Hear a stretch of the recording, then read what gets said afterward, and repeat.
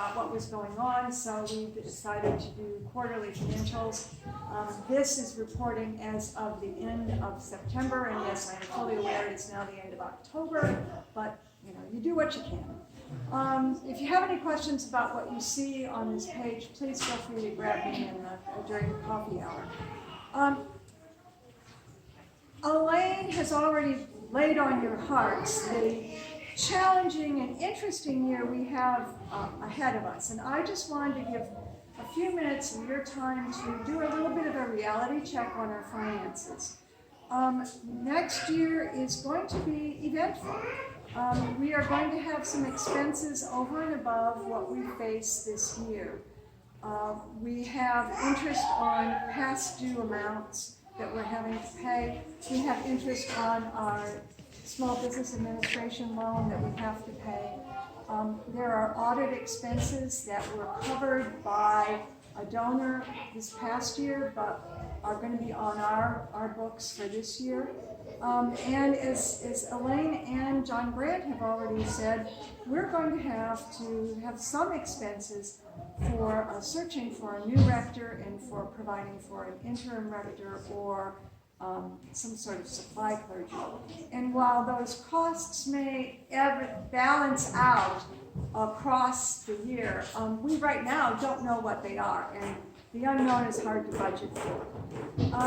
As all of you know, inflation is hitting everyone very, very hard, and some of our staff have not had raises. As I go back through the books, it's been at least 9 years since we've raised the salary of our cleaning person, and it's been at least 9 years since we paid the higher fee for mowing our lawn.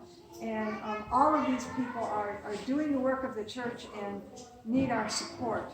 So with that in mind, I just did a back of the pencil budget, and lo and behold, the numbers add up to about an additional $30,000 that we're going to need next year that we don't have, that we are not, expenses that we're not having this year.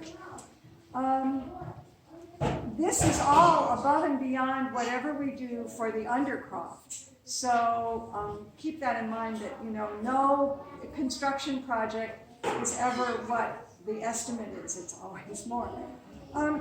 As we think about having more than enough, I want to remind us of what we heard in Paul's letter to the Thessalonians, because it seems to me it's a lot like Paul's letter to Thankful.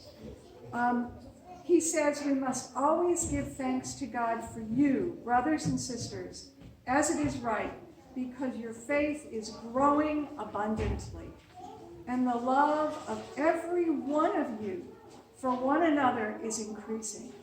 Therefore, we ourselves boast of you among our churches of God for your steadfastness and faith during all your persecutions and afflictions that you are enduring.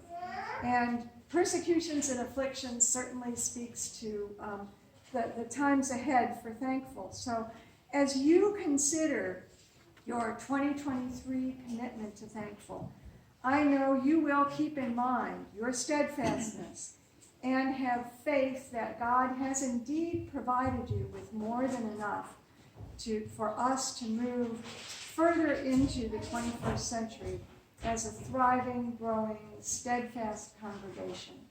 So thank you. If you have questions, please feel free to grab me in the coffee hour. And now it's time for photos.